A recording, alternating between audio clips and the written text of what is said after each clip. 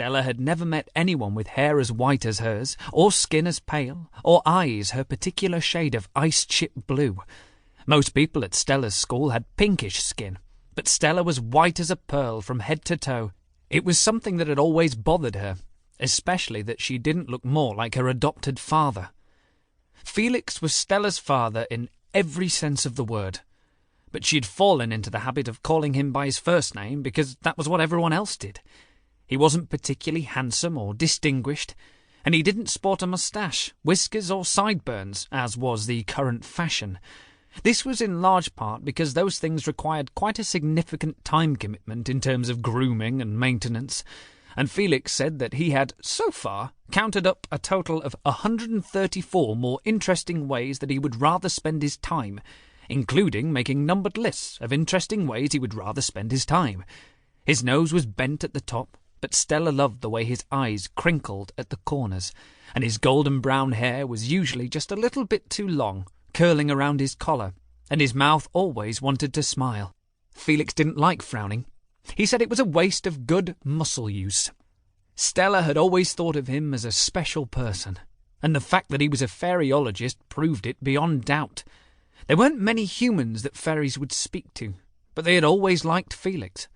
He could hardly leave the house in the summer months without one of them perching on the brim of his hat or landing on his shoulder to whisper into his ear. So if he forgot to brush his hair sometimes, or put on odd socks, or did the buttons of his shirt up wrong, none of that mattered one jot to Stella. Besides which, Felix knew how to ride a penny farthing, perform card tricks, and make little flying birds out of paper.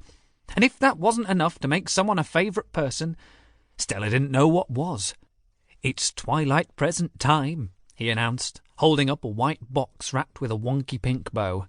It took all Stella's discipline to say, "I don't want it." She turned her head to stare out the window.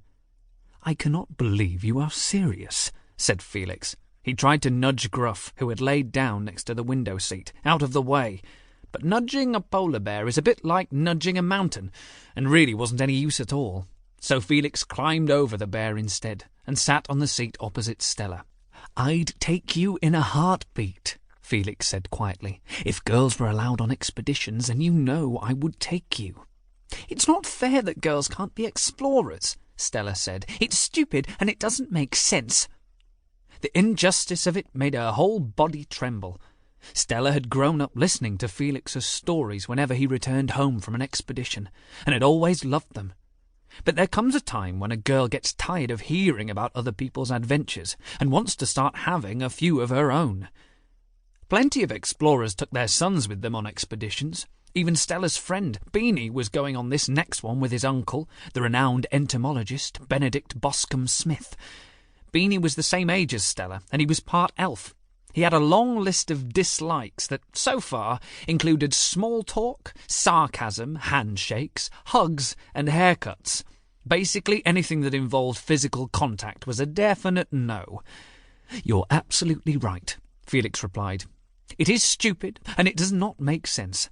I'm sure it will be different one day, but the world doesn't always change as quickly as we'd like it to." Stella continued to look out of the window, preferring to stare at the snow than meet Felix's eye. "I thought rules didn't matter to you," she said, biting her lip.